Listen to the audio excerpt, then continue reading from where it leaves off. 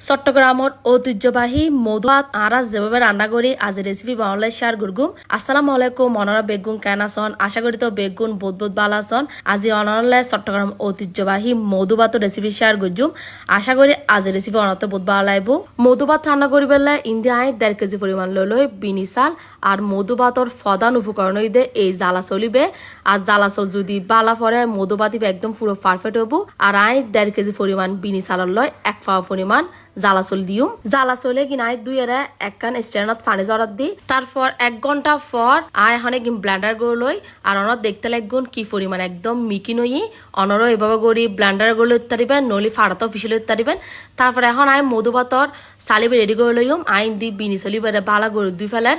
আর normally আর ঘরত ভাত না দিলে যেভাবে চল দুই এভাবে গড়ি দুই ফেলার ফোড়ার মতো পানি দিয়ে চুলত তুলি দি। তবে ভাত রান্না গড়িলে আর যেভাবে পানি পরিমাণ দি এতুন পানির পরিমাণ কিছুটা বেশি হবো। এই মধুভাতি বে অনারা ঘরত জীবেন নর্মালি আতপ চল আছে বেদিও রান্না করতে পারিবেন। আবার চাইলে চিনি গুঁড়ো চাইলে ব্যবহার করতে পারিবেন, আবার চাইলে এরকম বিনি চাল দিয়ে রান্না করতে পারিবেন।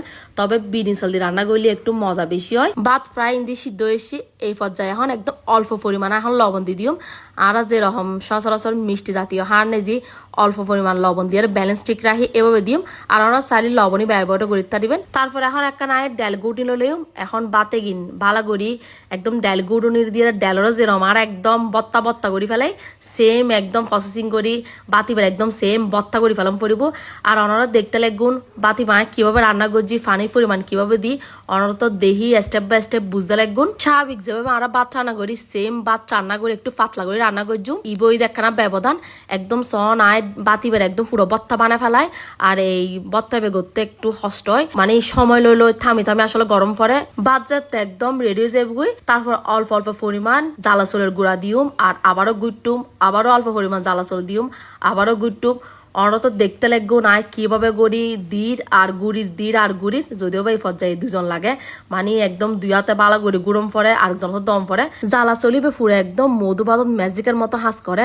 আর অনরা দেখতে লাগুন প্রথমে বাদত তিকনেসিবে কিরকম আসিল আর এখন যত জ্বালা চল দির অত কিন্তু আস্তে আস্তে পানি ছাড়ি দেন একদম ফাটলে যার গই। জ্বালা চলের গুঁড়া দিয়ে তো এখন মধুবাতিবে একদম তিকনেস একদম পুরো পারফেক্ট হয়ে গিয়ে গই। অনরা দেখতে লাগুন কি পরিমাণ ফাটলই।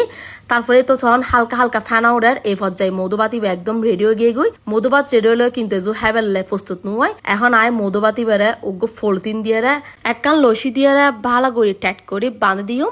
তারপর উদ্দে একখান ডাকনা দিয়ে দিম। অনরা চাইলে এভাবে ট্রাই করি পারন, এতে কিন্তু মধুবাতি পারফেক্ট কিন্তু হইব। আর মধুবাত সবসময় গরম জায়গার লাহাম পরে এত লাই এভাবে ফলতিন দিয়ে একদম বাঁধে দিই যাতে বাপ বাড়েন না পারে। ডেকসির উদ্দি নইলে উগ্র তাউল নইলে অথবা গো সালা দিয়ে দিবেন। তো এত কিনা তাউল নোয়া সিদ্ধা লাইন দুগো গরম উলের সুইটার দিয়ে দিই। তারপর রান্নাঘর নেজি গরম জায়গা নেজি 14 কি 15 ঘন্টা ডেকসিবে লাহি দি। অনরা চাইলে 12 ঘন্টা লাহিলেও চলিব।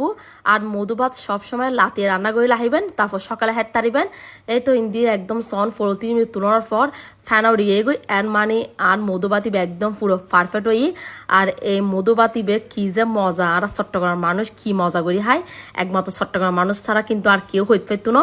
আর ওনারা আরেকখান মজার বিষয় হই বিনি চলদি রান্না করলি মানে মধুবাতি থন চিনি ব্যবহারও গরম হইতো না। মানে শুধু 1 চামচ চিনি দিয়ে এত কি মধুভাত নেজি আর মধুবাতি নেজি চিনি নদিলেও চলতো, মানে অটোমেটিকলি এনে মিষ্টি হয়ে গিয়ে গই। তারপর ইন্দি উগ্র বক্স নেজি মধুভাত লই। আর এই মধুভাত নেজি আরা বেশি করে একদম নারকেল দিই। প্রথমে অল্প নারকেল দিয়ে মিক্স করে ফেলায়, তারপর আবার উদ্দিও আবার নারকেল দিই। তারপর 1 ঘন্টা ফ্রিজে লাহি দিই, লাহিয়ে ঠান্ডা পরিবেশন করছি। এই মধুবাতি আর বড় বাড়িতে বানাইলাম আলহামদুলিল্লাহ বেগুন আর এত এত প্রশংসা করছি। ওনারা অবশ্য বানায় হ্যাঁ আর কমেন্টে জানাবেন আজ রেসিপি কিরকম লেগে ইয়েনো কমেন্টে জানাতে ন বলিবেন। ওনার অজ্ঞ কমেন্টে আর নতুন নতুন ভিডিও বানাবেন আর বহুত অনুপ্রেরণা দেয়। বেগুন আর ফেসও ফলো করে আর পাশে থাকবেন। ওনার বেগুন বালাতে আল্লাহ হাফেজ।